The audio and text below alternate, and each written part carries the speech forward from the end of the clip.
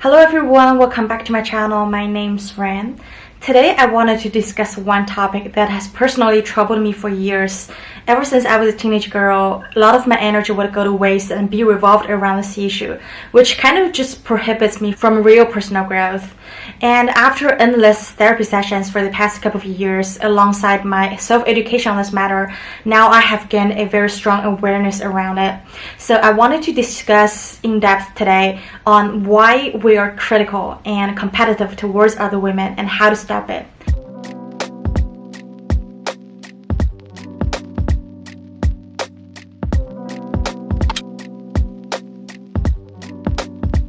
The key insight here is how our first female caretaker, the parental figure, for most of us it's our mother, but for simplicity I'm just going to use mother in this video.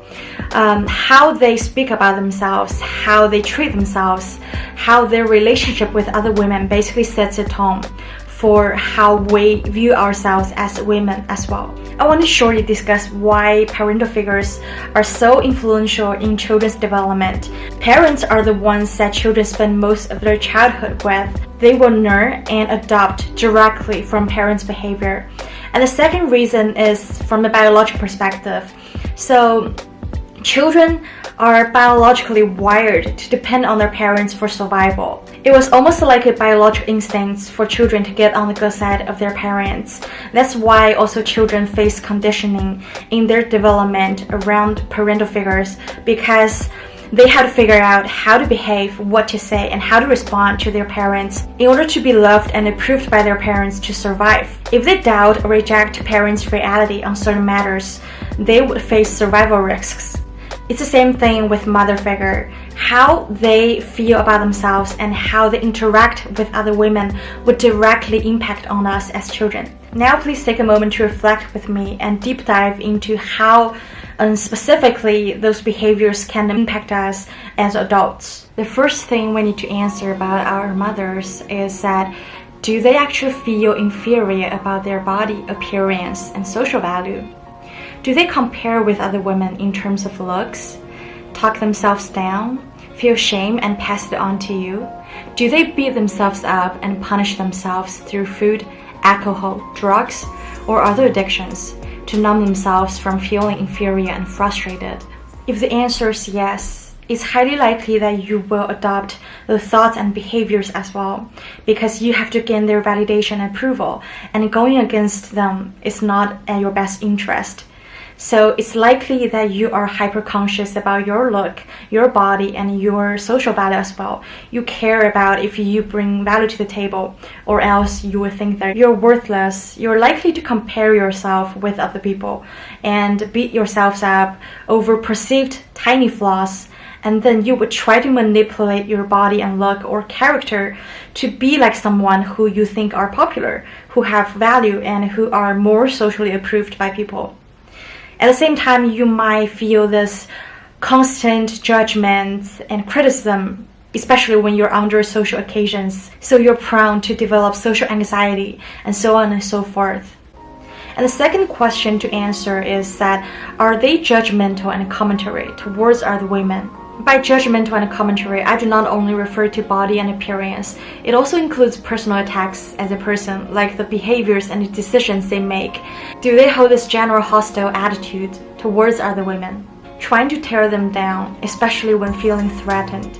By this I mean, you have already heard it over and over again, how your mother would judge, criticize, and badmouth other women behind their backs.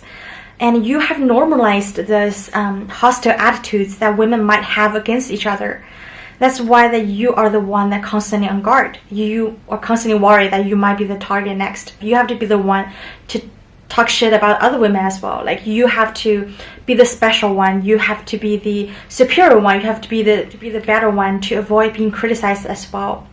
The more you do it, the more it reflects on how insecure and how inferior you're feeling inside. The third thing to examine is that, do they lack the ability to genuinely connect with other women? Because of the hostile attitude, the competitive dynamic, it could be very possible that they have a hard time connecting with other women. So instead of uplifting other women, they might be jealous of their success. It might be hard for them to be genuinely happy for other people, especially women.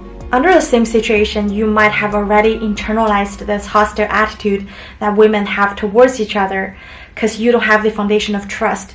You don't feel safe around other women because genuine connection requires us to be authentic and vulnerable, and you could never risk putting yourself in that position. In order to help you thoroughly understand this, I will use my story as an example. So a bit short introduction about myself and my family dynamics. My mother, my birth mom, she was a very insecure person. She was very depressed in general, like very isolated. A lot of feelings were left unexpressed, and a lot of those inferior feelings would attack inward, which I think is the main reason that caused her to have breast cancer when I was a very young girl. And my father, who was a con artist, he's a liar and cheater, and in order to protect myself, I had to cut ties with him at the age of 14. And when I was 8 years old, I was adopted by my uncle because he decided, who's my mother's big brother, because he decided it would be a better environment for me to grow up in instead of living with my dad. So that's the time I started to be raised by my uncle and auntie. My auntie, she was this classic insecure person. She's very judgmental towards other women as well. It was an important time for me. It was my puberty. And that's the time how I learned to develop my personal identity. But I adopted from her directly. Some of the thoughts are like, because she has a very wide jaw, so she would comment on herself like, oh, I hate my big face, and I hate how other people have the slimmer face, which makes them look more photogenic and stuff. And that was the time I started to develop this hate towards my face as well. Like, I have this like bigger jaw or bigger face compared to most Asian girls. Like, they have this small, round, like tiny face and everything. And also, she is very short, like I am. She's almost the same height, and she would hate herself for being short, and she would see it as a shortcoming, and she would criticize and judge and basically just bad-mouthing other tall women, because I think she's probably very jealous. And that's how it caused me to feel insecure about my height, about how short I am. Like, I basically, whenever I was walking with a tall girl, I would just try to walk away, and I refused to be friends with them, like, for the longest time of my life. This also greatly impacted my relationship as well, because I was always the hysterical one. I always find narcissists to fall in love with because they can be critical towards me. They can berate my value just like I berate myself as well. That's why my past relationships were always roller coaster relationships. It doesn't matter how well it got started, but it always turned out to be that I was insecure and guarded, and we hate each other, and we become like, basically it just ended very badly and ugly. But after talking through with my therapist over and over again about this family dynamics for years, I have gained this strongest awareness about how growing up with two female parental figures, how they have shaped me in the way I look at myself and the way I interact with other women as well. And when I start to realize all that, I think the change starts to happen. Now I want to discuss how we can make this change happen, how we can stop comparing ourselves, stop being critical towards other women, and instead we can uplift each other to promote our personal growth. The first step, which is the most important step, is to gain massive awareness around how your female parental figures' behaviors and thoughts have shaped you and how they have impacted you till today. I'm not saying like to try to point fingers or place blames on how they have impacted you and you're not at fault at all. All I'm saying is that you have to accept that they have their conditioning as well. Like, they have their limiting beliefs passed down from generations and generations above, and they are human beings. They are not perfect. I think that one of the most important indication of maturity is that we allow this conflicted feeling, we allow this multiple realities exist at the same time. For them, we can be grateful for how they bring us up, for how they raise us, how they love and care for us. At the same time, we can see their conditioning, that they have flaws, that they are human beings as well.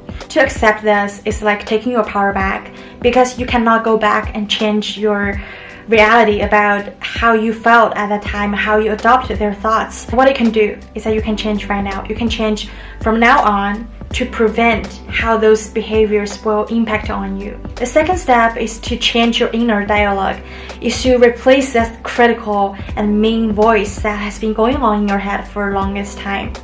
Because in order to feel safe around other people, around other women, we have to be safe within us. Something my therapist always told me is that I need to cultivate this voice, this idealized parental figure voice that I wanted to have but I never could. For example, I've been in therapy session for a lot of years. Now I have gradually replaced that critical voice with a gentle voice, which is from my therapist, because she's this loving and gentle female character, I would call, because whenever I was mean to myself, whenever I told her that I hate myself, I don't know why I did it, and I was being dumb and being stupid and all that, she would be very gentle with me. She would sit with me and listen to me vent for minutes and without interruption. She would let me express my emotions fully before stepping in, so that I started to build this security within myself. Now that whenever I binge eat, even during my bulimia recovery process, instead of yelling at myself and calling myself a failure, I would have a voice telling me that, it's okay to listen to your body. It's okay to overeat something because your body tells you you need it. You probably need to trust your body because your body is intuitive. And that voice was actually from hers, but internalized by me. I'm not saying like you have to find a therapist, but that voice can be you as well. A voice can be anyone, as long as that's a caring and gentle figure that would comfort you instead of yelling at you whenever you did something that you think as bad. The third step is to build meaningful relationships. I mean genuine connections. For example, I have a friend who is very close to me, and someone that I think she's the only one that I feel like I can trust and be safe around. So when I was going through upsetting events, I would call her and I would vent like for minutes about what I went through. She wouldn't interrupt me. She would just like sit there and listen to me without interruption. Like she would fully let me express my emotions and stuff. And after venting, I would feel so much better. I would feel understood, seen, and heard. Because after all, that's what we human beings all need. We need to be seen, heard, and valued. That can be the crucial step for healing. If you don't have a specific person, you can probably join a community. You can reach out for connections. You can go find a therapist, just someone that you can trust, something that you can build a healthy relationship with. That's how you can repair yourself as well. That's how you can start to have this general safe feeling towards the external world. The more you do it, the more safe you feel, and the more you're encouraged to go outside and explore the world. Alright my friends, thanks for sitting through this video. I hope it's helpful. If you like it, please give it a thumbs up and subscribe for more future videos. And I'll see you next time. Bye bye.